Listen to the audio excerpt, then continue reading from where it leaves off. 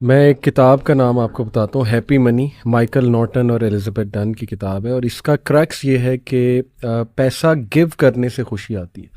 Social experiment کیا ان لوگوں نے۔ سوشل ایکسپیریمنٹ کیا تھا کہ ٹرین پہ جو لوگ چڑھنے والے تھے سب وے سے، انہیں کہا کہ ہم نا آپ کو $10 دے رہے ہیں، لیکن یہ آپ کا نہیں ہے، یہ آپ نے رینڈملی کسی کو دیکھنا ہے، شکل سے اسے پہچاننا ہے اور اسے دے دینا۔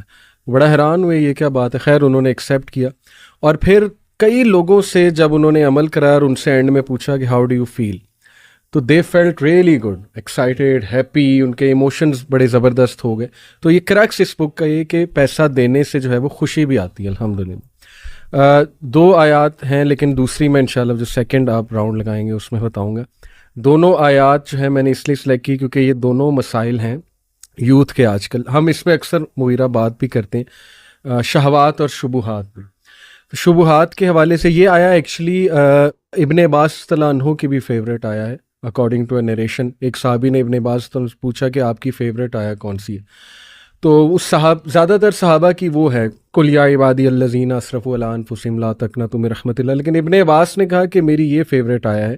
وہ صحابی بڑا حیران ہوئے کہ اس میں تو کیا ایسا مطلب ہے، یہ موضوع ایسا کہ آپ کا فیوریٹ ہے؟ انہوں نے کہا اس میں ہوپ ہے، ہوپ فار دوز جنہیں وسوسے آتے ہیں، ڈاؤٹس آتے ہیں۔ تو آیت ہے ورس 260، وَإِذْ قَالَ إِبْرَاهِيمُ رَبِّ أَرِنِي كَيْفَ تُحْيِي الْمَوْتَى قَالَ أَوَلَمْ تُؤْمِنْ قَالَ بَلَىٰ وَلَٰكِنْ لِيَطْمَئِنَّ قَلْبِي۔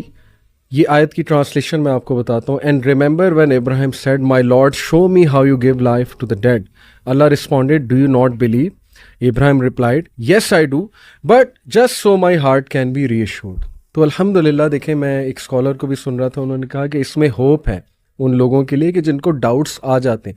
Not all doubts are wrong, some doubts obviously they can take you to a very wrong direction، especially اگر ان کی انٹینشن ٹھیک نہیں ہے، اور وہ بس آپ وہ بنی اسرائیل جیسے ہر چیز پہ ڈاؤٹ اٹھا دیتے تھے، وہ تو غلط انٹینشن۔ لیکن اگر آپ سمجھنے کے لیے، ایمان بڑھانے کے لیے کچھ پوچھ رہے ہو، تو میرا خیال جن سے پوچھا جا رہا ہے ان کو بھی انڈرسٹینڈ کرنا چاہیے۔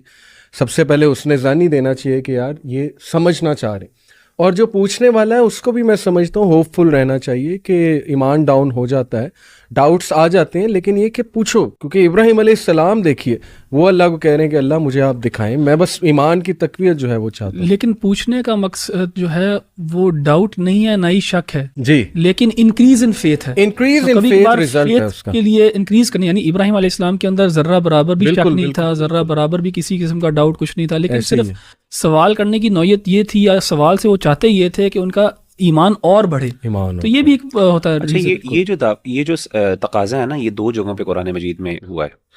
ایک تو تقاضا یہ سیدنا ابراہیم علیہ السلام کے حوالے سے، اور ایک سیدنا موسیٰ علیہ السلام کا بھی۔ اچھا، ایک قوم کی طرف سے بھی یہ تقاضا موجود ہے۔ سیدنا عیسیٰ علیہ السلام کی قوم نے کہا تھا کہ انزل علینا مائدۃ من السماء، ٹھیک ہے۔ تو اصل میں ان سب آیات کا اگر آپ کانٹیکسٹ دیکھیں نا، اور یہاں پہ جو آیات ہیں اس کے اندر اللہ نے سب سے پہلے قال اولم تؤمن، کیا تم ایمان نہیں لائے؟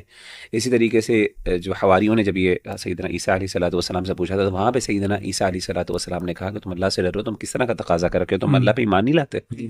دونوں نے جواب یہ دیا کہ ہم اپنے دل کا اطمینان چاہتے ہیں، اور دونوں کو جواب ملا اللہ کی طرف سے۔ اس سے پتہ یہ چلا کہ اللہ تعالیٰ سے ایسے ایکسپیرینسز کا تقاضا کرنا جو کہ اگینسٹ دا نیچرل لاز ہیں، یہ پسندیدہ نہیں ہے، لیکن یہ حرام بھی نہیں ہے۔ کہنے کا مطلب ہے کہ کئی دفعہ انسان کو اللہ کی طرف سے ری ایشورنس چاہیے ہوتی ہے کچھ نہ کچھ لیول پہ، اور میں آپ کو بتاؤں، یقین کریں، انسان کوئی بھی ری ایشورنس علی بھائی نہیں دے سکتا۔ میں نے دیکھا ہے بڑے بڑے لوگ ہمارے پاس آتے ہیں، بڑے سمپل ڈاؤٹس ہوتے ہیں، بڑی مشکل، ہم بڑا اچھا ان کو اپنی طرف سے جواب بھی دیتے ہیں، سیٹسفائی ہو پاتے، they can not satisfy them self. اس سے پتہ یہ چلتا ہے کہ معاملہ چونکہ دل کا ہوتا ہے نا، اور دل کا اختیار صرف اللہ کے، شرع صدر اللہ کے ہاتھ میں ہوتا ہے۔ اسی لیے جب تک اللہ کی مدد نہیں ہے، اللہ کی طرف سے انشراح نہیں پہنچے گا، فائدہ نہیں ہوگا۔